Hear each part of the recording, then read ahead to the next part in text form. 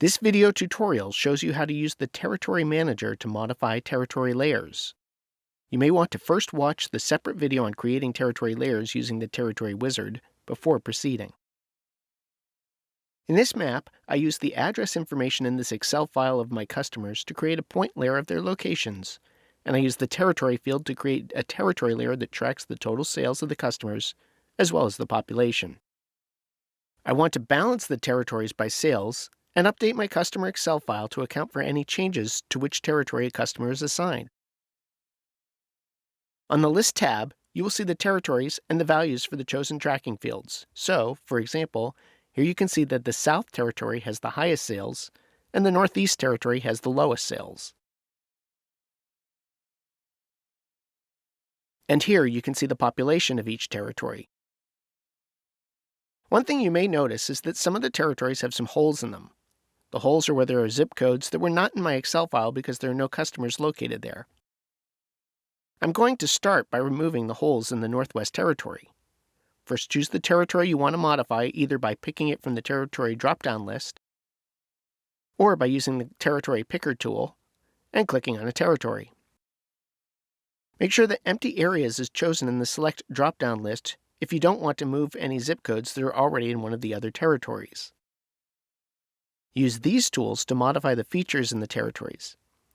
For example, I'm going to use the Select by Pointing tool and click where the holes in the territory are to select the underlying zip codes. Now click this button to save the change. Maptitude updates the territory boundary and the population total. I'm going to repeat this for the Northeast Territory by choosing it from the drop-down list, adding some zip codes to it, and saving the changes. And once more for the South Territory. I'm going to choose the Downtown Territory now and click this button to zoom to the territory and see if there are any zip codes that I missed there. This time using the Select by Rectangle tool.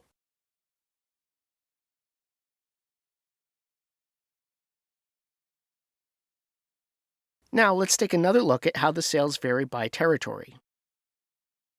I want to adjust the territories so that the sales totals are more balanced. I'll start by moving some zip codes into the Northeast Territory. So I will choose Northeast from the Territory drop-down list. And I don't want sales territories to overlap, so I'm going to choose any area and prevent overlapping territories here. What this will do now is allow me to add zip codes to the Northeast Territory while simultaneously removing them from whatever territory they are currently assigned to. I'm also going to click the Changes tab so that I can track how the sales totals for the territories change as I move zip codes from one territory to another. Now I'm going to use the Select by Pointing tool and choose some zip codes to move.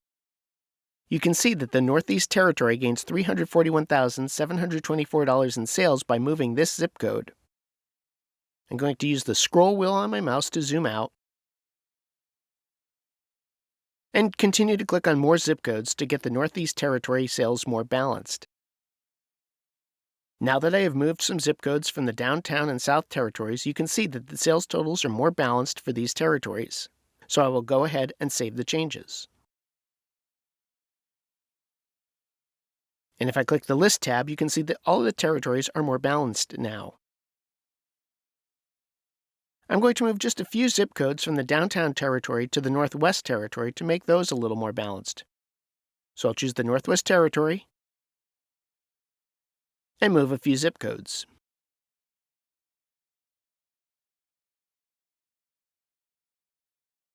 Now that all of my territories are more balanced, there's one last thing to do, and that is update the customers with their new territory assignments. For example, if I make the customer layer the working layer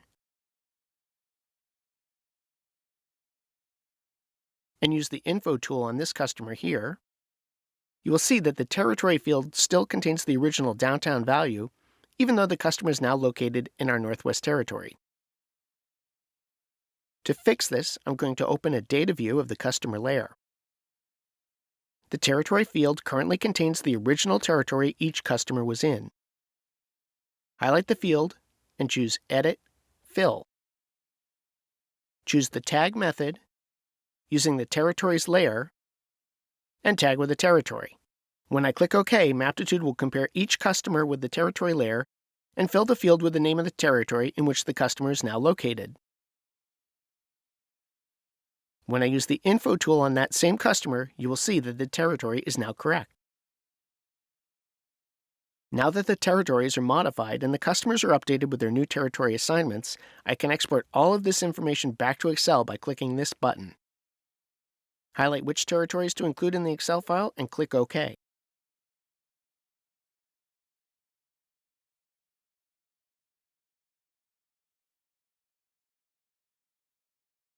Maptitude creates a new Excel workbook with several sheets.